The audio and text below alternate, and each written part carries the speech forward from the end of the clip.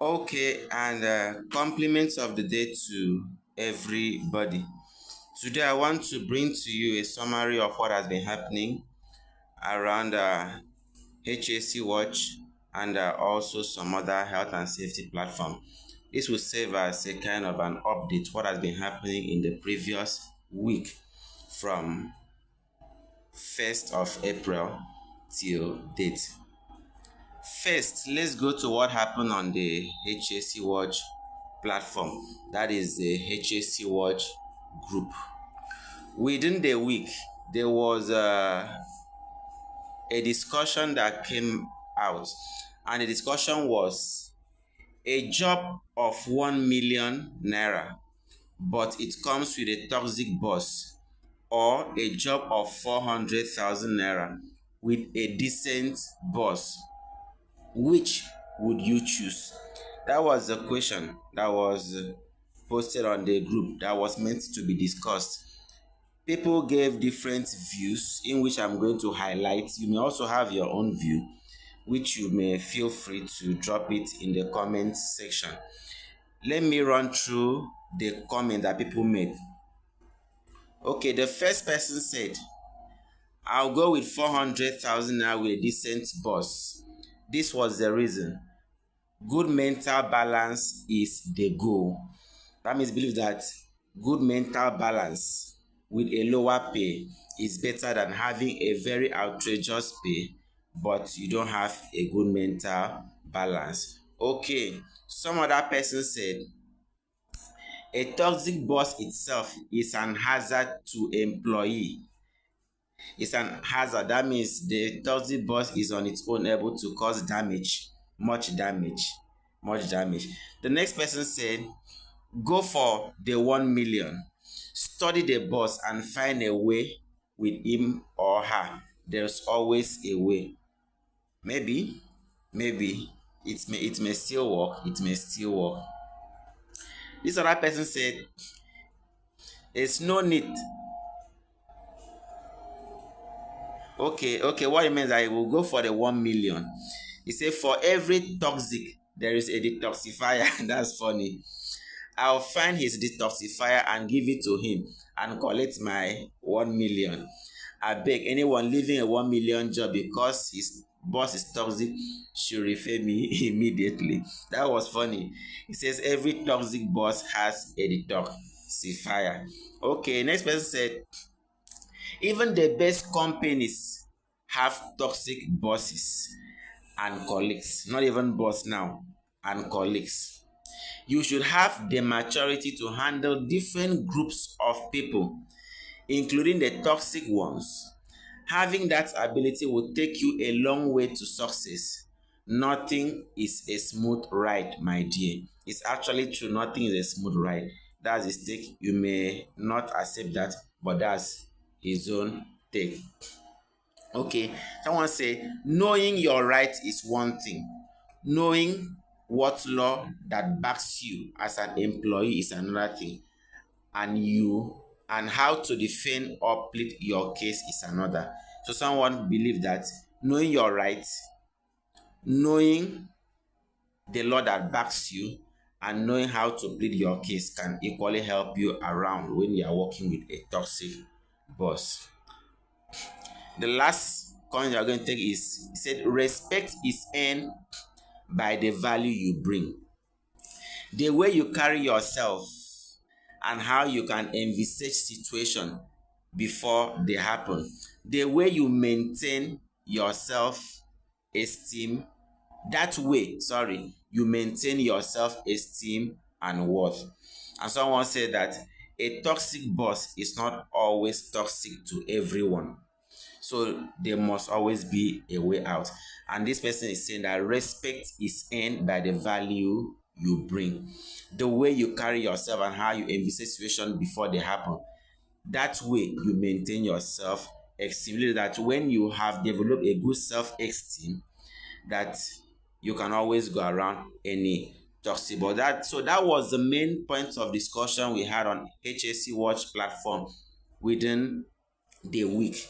You can also have your say in the comment section. So the next thing we are going to run to is some things that was highlighted on the HSC Watch blog. We have HSC Watch managing majorly two platforms. The HSC Watch blog, which is hscwatch.com. You can visit us directly. And we also have an HSC Watch WhatsApp group. Actually, the HSC Watch WhatsApp group is a closed group that is only accessed through invitation.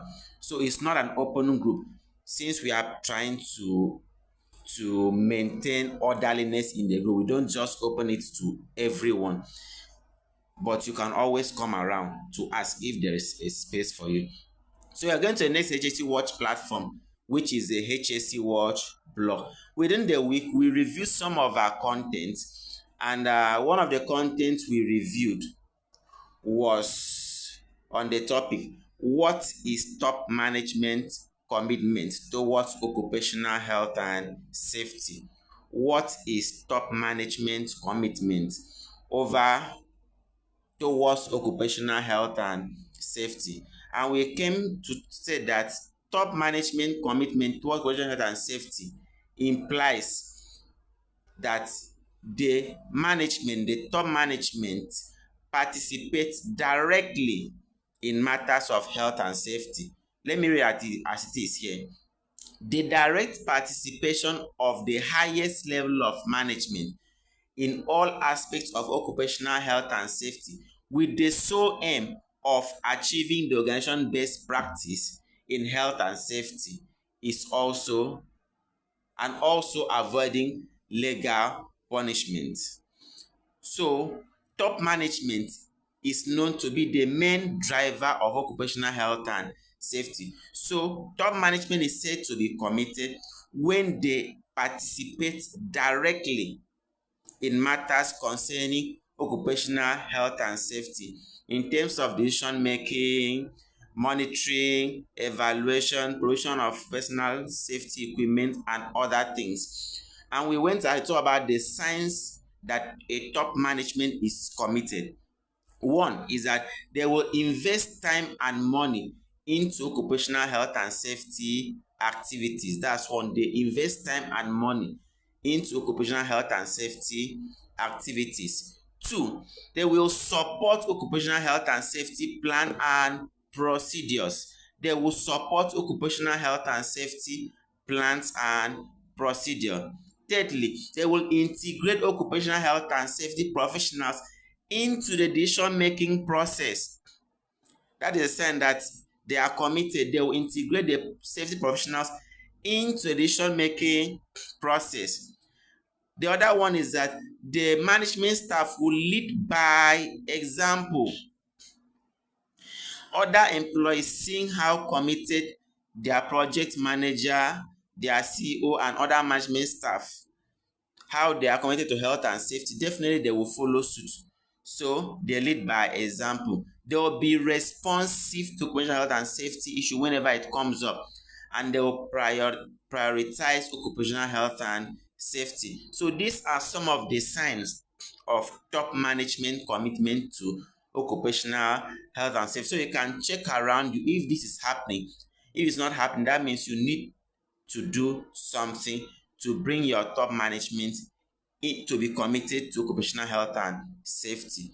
The next article we reviewed within the week was on the topic 6 psychological hazards. 6 psychological hazard examples you should be aware of. 6 psychological hazard examples you should be aware of. And we define psychological hazard as an event that causes stress, damage, or distress that does not originate from external physical agents, but rather from the nature of work environment itself. Let me repeat that. Say that psychological hazard is defined as an event that causes stress, damage, or distress that does not originate from an external physical agent, but rather from the nature of the work environment itself. And we went on to mention some psychological hazards, which include loss aversion, overconfidence bias. We talked about compassion fatigue. We talked about regret aversion. We discussed gambling fallacy and reciprocity effect. At the end of this video, I'm going to drop a link to these articles. It's very, very important for you to get to read the full article so that you get an understanding of what we are talking about, have an in-depth knowledge. The next topic we reviewed within the week was how you can create a trenching safety plan. That is creating a trenching safety plan. And we went on to mention the hazard associated with trenches. Hazards associated with trenches, and they include cave-ins or collapse that could trap workers. 2. Equipment or excavated soil falling on workers. Equipment or excavated soil falling on workers. 3. Falling into trenches or the excavation. 4. Flooding or water accumulation. 5. Exposure to hazardous atmosphere, example, vapor, dust, etc., etc. We also mention contact with buried service lines such as electrical lines, gas lines, and other form of buried services. We mention contact with overhead electrical lines. We also talked about slip, trip, and fall, struck by moving machinery, and hazard related to material handling. So those were the hazards associated with trenches. And don't forget, the topic we had was creating a trenching safety plan. And we went on to tell you that trenching safety plan covers safeguarding procedures, which include protection of employee, underground installations, hazardous atmosphere, confined spaces, water accumulation, adjacent structures, surface encumbrance, and walkways. Second thing it covered was qualification of the competent person that will be involved in the process of creating a trench. Third, inspections. Fourth, protective system, which includes sloping, benching, shielding, and shoring. The fifth thing that the plan covers was accident investigation. 6, emergency operation. 7, employee training. And other things, a lot of things that we covered here. So please follow the links. Trenching safety plan, that will really help you to get a complete view and learn from the article. The articles are very, very informative. The next thing was 5 top food safety certifications for food safety specialists. 5 top food safety certifications for food safety specialists. Some of the certifications were: number 1, the British Retail Consortium. British Retail Consortium have other the courses inside. Is like an organization. We talk about the hazard analysis critical control point. Hazard analysis critical control point. We mentioned the ISO 22000, that is food safety management. We talk about the FSSC 22000, that is food safety system certification. And we mentioned the Primus GFS. Those were the 5 certifications that we recommend. That doesn't mean that that's all, but those are the ones that we mentioned in this article, in the scope of this article.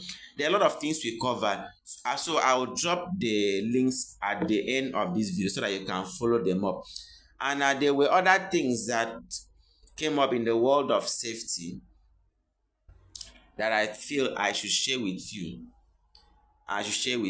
There was an article here in the Safety and Health magazine. Safety and Health magazine, and the topic was, and the title was Work Stress Affecting People's Weight, Marriages and More. Survey shows. That means survey shows that work stress is affecting people's weight, marriages, and more. And the article gave us some findings that nearly 40% of workers indicated that stress has